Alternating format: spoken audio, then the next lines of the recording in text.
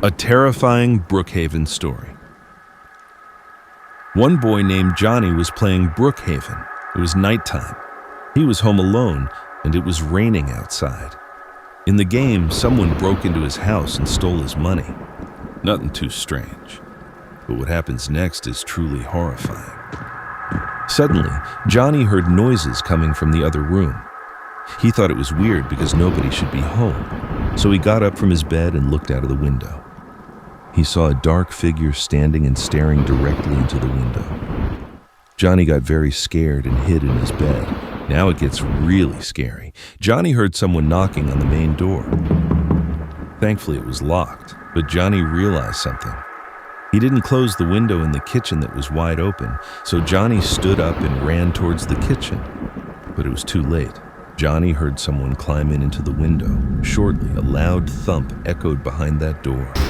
And then, silence. Johnnie could only hear the wind and the raining from outside. He froze. Suddenly, he heard slow, heavy footsteps approaching the kitchen door. Johnnie quietly walked to the main door and tried to unlock it without making any sound. As he unlocked the main door, he heard the kitchen door being opened. Johnnie was terrified. He closed the main door and ran towards the dark forest, as that was the only place he could go to. He waited for a while to see what would happen in the house. He stood there and nothing was happening.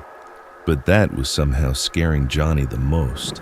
He got behind a tree and looked into the window of his room. The figure was there, in his room. It looked like he was searching for something. He was opening closets. He looked under the bed and under the table. Johnnie thankfully brought his phone. He took a photo of the person in the house and sent it to his mom. He added a text that someone is in the house. In a while, she responded the police will arrive in about 10 minutes.